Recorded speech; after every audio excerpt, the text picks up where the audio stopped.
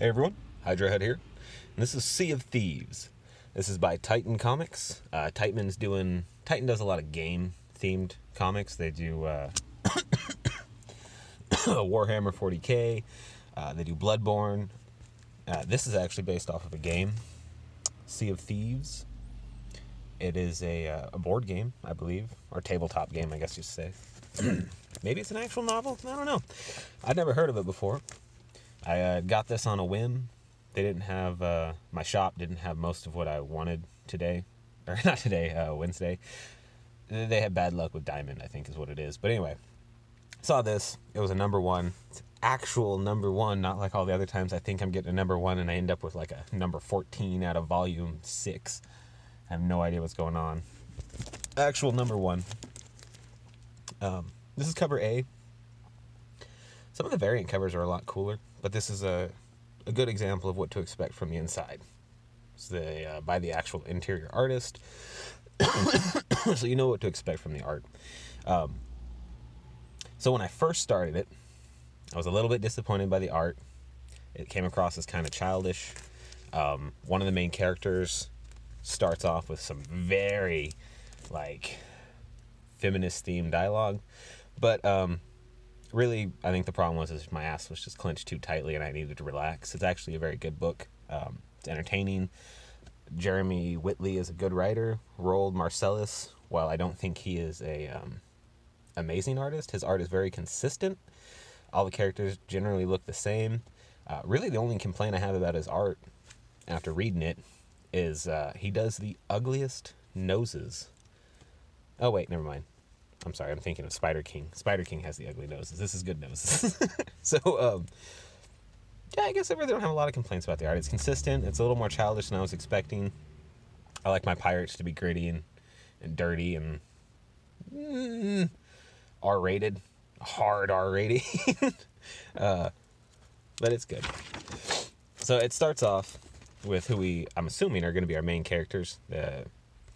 These two here. This is the one I was talking about with the kind of feminist dialogue. Her name's Rin. And our main character, I forget his name. They have weird names, so I'm going to jump to the back because I'm an incompetent comic reviewer. All right, here we go. DeMarco, that's what his name is. DeMarco and his brother Lassetti are the two main characters. So we got DeMarco and Rin. This is Rin is a marksman, or as she puts it, a markswoman. Well, that's just, listen, Rin, have I let you down yet? You recruited me after attempting to pick my pocket. That was before I knew you were a champion marksman. Markswoman, and then you offered me more money than you had. So he tried picking her pocket. She caught him, and he basically told her about this treasure that he is privy to. He's got a compass that's going to help him get there. They just have to retrieve this map. She's a very mean, very bitchy person, and I didn't like her on this first page, but by the end of this book, she's probably my favorite character. And she's not having any of this shit. So they go into this bar, the Unfired Pistol. And we get this very standard-looking spread shot. But there's depth, there's dimension, there's perspective. It's not just a flat picture, which is pretty dang cool. And we got this guy here. He's going to play a major role. The reason I'm pointing him out is because he actually looks kind of like my dad. Like, if his hair was black and his beard wasn't so long, that's basically what my dad looks like. And same kind of attitude, too. This person here, they're going to be one of our main characters, as is this one, this little dude here. Hey, honestly, most of our main cast is shown right here, which is pretty cool. Obviously, Rin is not impressed. So, as they sit down and take a seat, man, I already forgot his name. DeMarco. DeMarco immediately starts flirting with this waitress. The waitress basically lets us know by talking to him that he is the son of the proprietor. She's surprised that he didn't come in bragging about who he was and making a big to-do. And then she starts asking if he's just there to show off his new girlfriend, referring to Rin. And she sits on his lap, being typical barmaid floozy. And Rin, so let me get this right. You think I'm his little girlfriend and you're still sitting in his lap?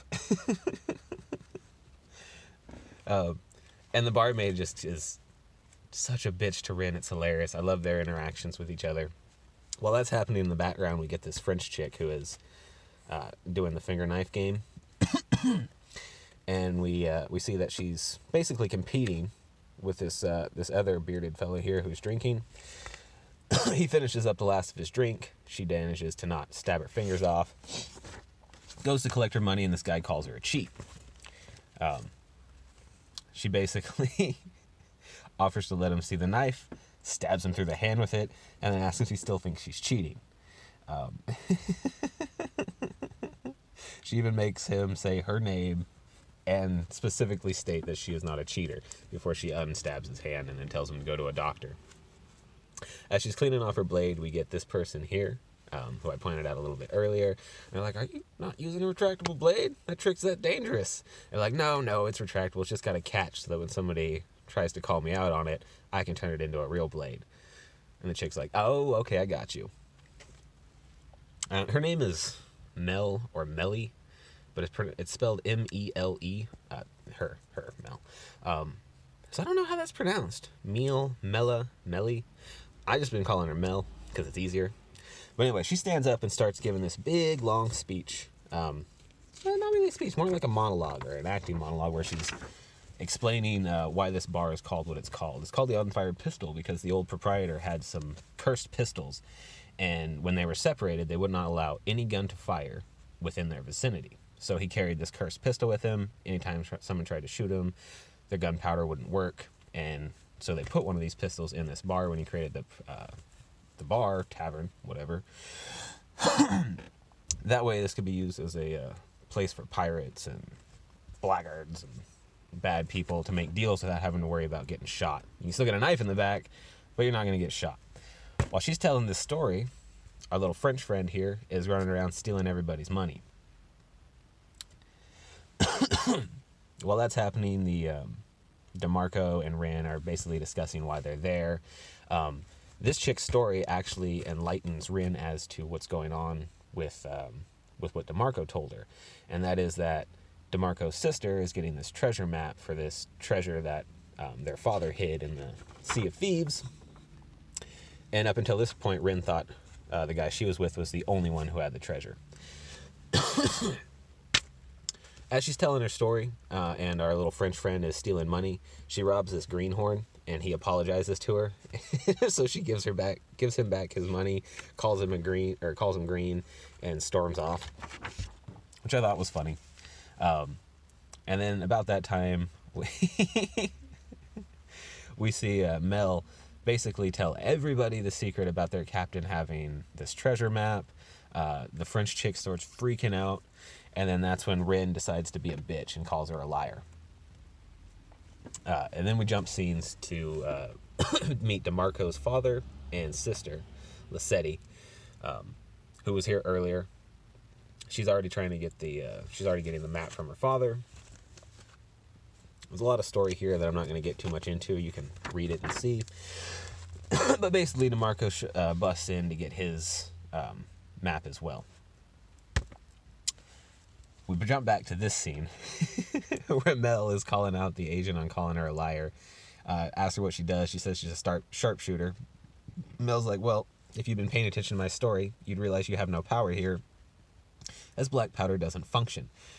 We see Rin pull out 3 bullets from her pouch, and as Mel is kicking a freaking mug at her, Rin just sidesteps, tosses a bullet, and thwacks Mel right in the forehead with this awesome shot. She's on her knees, is already starting to bitch about it, and Rin follows up with a second shot and lodges a bullet in her throat. And just sends her to the ground choking. It's freaking great. Her French partner runs over, ends up saving her, or trying to save her. She calls for a doctor, and that's when we see this huge guy I didn't really cover this because I kind of forgot, but they end up the doctor and this huge dude, Severin, I think his name was, they end up developing this sort of friendship that's kind of funny throughout this. But anyway, the doctor dislodges the BB.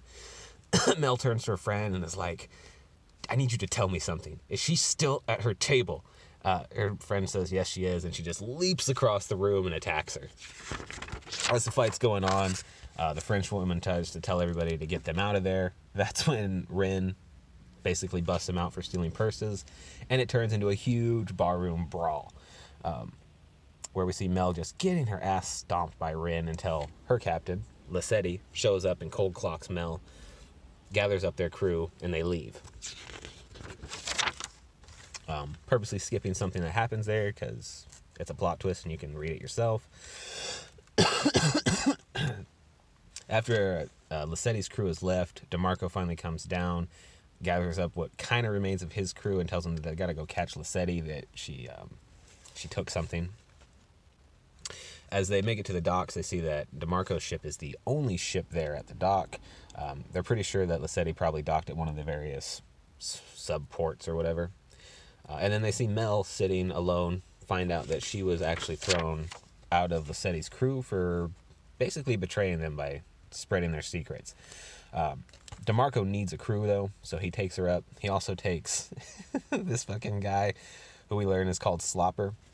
So I don't think this is riddled with, like, feminist tropes, but this is a bit of a trope. The blonde, white, kind of effeminate, super dumb guy.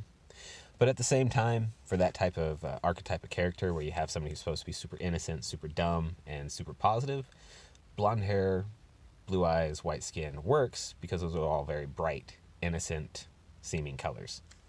So I don't really have a complaint with it. I mean, it's a little tired, but at the same time it works, so I'm okay with it.